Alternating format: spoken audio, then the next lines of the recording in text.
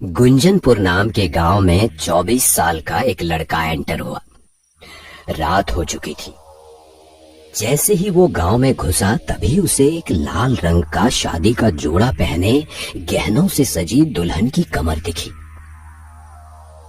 अरे वाह, आते ही जंगल में मंगल, इतनी खूबसूरत दुल्हन। पर ये दुल्हन के लिबास में जंगल में क्या कर रही है? जो भी हो, मुझे तो ये लड़की चाहिए। ऋषि बिना सोचे उसके पीछे चलने लगता है। चलते चलते वो एक खंडहर के पास पहुंच जाता है। तभी वो लड़की पलट कर देखती है। इतनी खूबसूरत लड़की, वो भी इस अकेले जंगल में। वाह भगवान, आपने आते ही थाली में परोस दी। बहुत मजा आएगा। तभी कोई पीछे से ऋषि के कंधे पर हाथ रख देता है। कौन है? अरे साहिब, मैं हूँ रामदास। आपके पिताजी का फोन आया था कि आप आने वाले हैं, हवेली की साफ सफाई कर दूं। हम सफाई करके यहाँ से गुजर ही रहे थे कि आप पर नजर पड़ गई। तुम्हें भी अभी आना था। जैसे ही ऋषि मुड़कर उस लड़की की तरफ देखता है तो हैरान हो जाता है। कहाँ गई ये लड़की? अभी तो यही थी। निकल गई हाथ से। शिट! कोई बात नहीं, दूसरी कोई गांव की गोरी मिल ही जाएगी इस गांव में। साहब, हवेली की सफाई कर दी है, आप वहाँ जाकर आराम कीजिए। मेरी पत्नी की तबीयत ठीक नहीं है तो मैं आपकी सेवा नहीं कर पाऊंगा। मुझे शहर जाना होगा। तुम अपनी पत्नी का ध्यान रखो, मैं अकेले मैनेज कर लूंगा। ऋषि की इस गांव में एक पुरानी हवेली थी जो सालों से बंद पड़ी थी, पर उसके परिवार वाले शहर में जाकर बस गए थे। वो 2 दिन के लिए किसी जरूरी काम से गांव आया था। ऋषि हवेली पर पहुंच जाता है। ये हवेली कितनी सुनसान सी है। खैर, मुझे क्या, 2 दिन की ही तो बात है।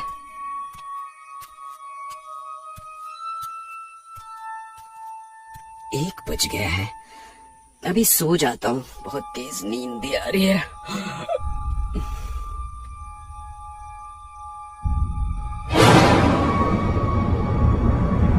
यहाँ कोई था क्या?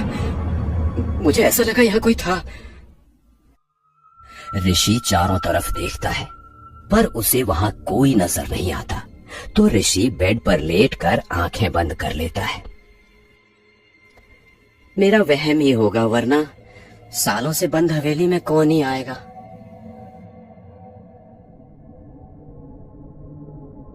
तभी उसे कुछ घुंघरू की आवाज आती है और वो उठ बैठता है। और उसने वहां जो देखा, उसे देख वो सुन्न पड़ गया, क्योंकि वहां किसी के पैरों के निशान थे जो लाल रंग के खून के थे। ये पंजों के निशान, ये तो ऊपर की तरफ जा रहे। यहाँ कुछ ना कुछ तो गड़बड़ है। लगता है यहाँ कोई है। ऋषि ऊपर की तरफ जाने लगता है। ऊपर पहुंचकर वो हैरान हो गया। ये कैसे मुमकिन है? यहाँ बीच रास्ते में पंजों के निशान कैसे गायब हो गए? ऋषि को अपने पीछे कुछ महसूस हुआ तो उसने मुड़कर देखा तो हैरान हो गया। ये कैसे हो सकता है? पंजों के निशान गायब कैसे हो गए? मैंने अपनी आंखों से देखे थे। ऋषि थोड़ा घबरा चुका था। वो जल्दी से नीचे आ गया। हो सकता है मेरा ही वहम हो। सो जाता हूँ। थोड़ी ही देर में ऋषि गहरी नींद में सो जाता है। तभी वो लाल लहंगे वाली दुल्हन वहां आकर खड़ी हो जाती है और ऋषि को देखने लगती है।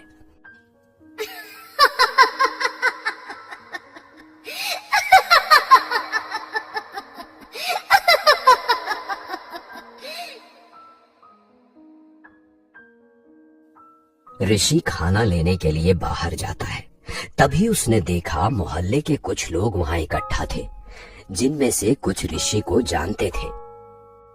अरे, ये तो वही लड़की है, रात वाली दुल्हन। वाह, क्या किस्मत है मेरी। आज रात तो मैं इसी के साथ बिताऊंगा। मुझे उससे बात करनी होगी।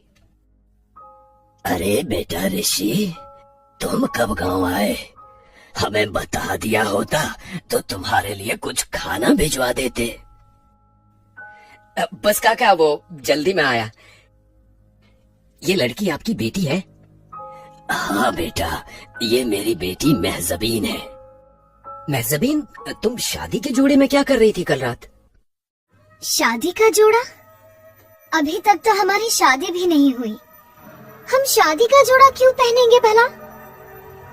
महजबीन गुस्सा होकर वहाँ से चली जाती है और ऋषि हैरान हो जाता है। ये झूठ क्यों बोल रही है? मैंने इसी को देखा था। खैर, जाने देता हूँ।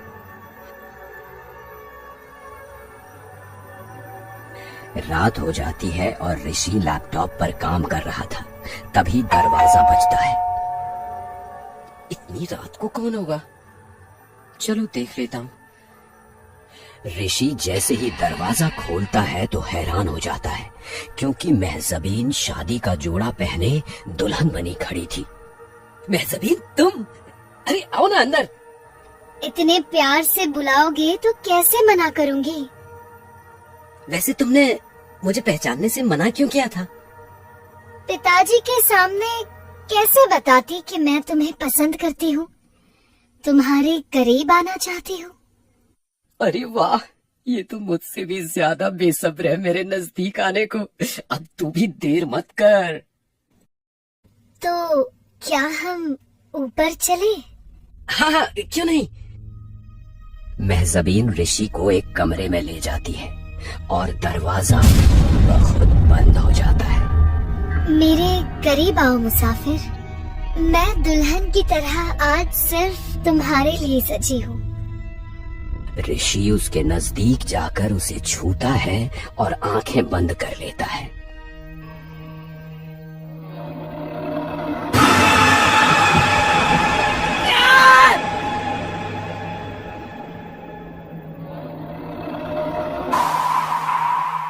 छोड़ दो मुझे, छोड़ दो। मेरे पास आओ मुसाफिर, मैं तुम्हारी प्यास भी मिटा दूंगी और थकान भी उतार दूंगी। नहीं नहीं, मेरे पास मत आना। और तुम तो रमन काका की बेटी हो, फिर चुड़ैल कैसे बन सकती हो? रमन काका की बेटी 6 साल पहले मर चुकी है। वो एक गहरा राज है, तुम्हें बताऊंगी।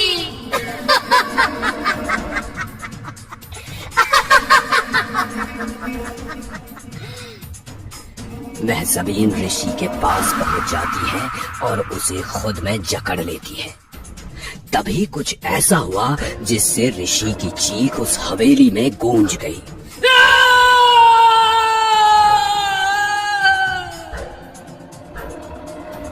8 दिन बाद जब ऋषि वापस शहर नहीं लौटा तो उसका छोटा भाई विकी परेशान हो उठा और अपने भाई को ढूंढने उसी गांव में चला आया। और आते ही उसे वही लाल जोड़े वाली दुल्हन नजर आई।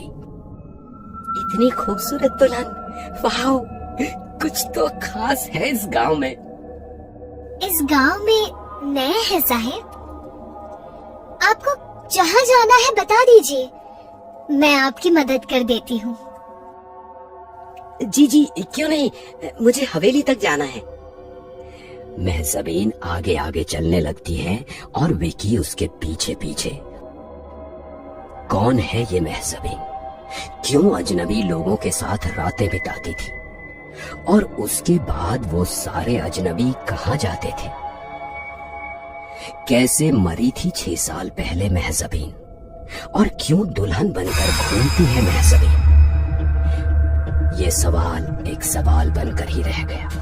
जब भी वहां उस गांव में कोई नया मर्द आता, वो आज तक वापस लौट कर नहीं गया। गांव वालों को सिर्फ इतना पता था कि उस हवेली में कुछ तो है, पर उसके अंदर कोई जाने की हिम्मत नहीं करता था।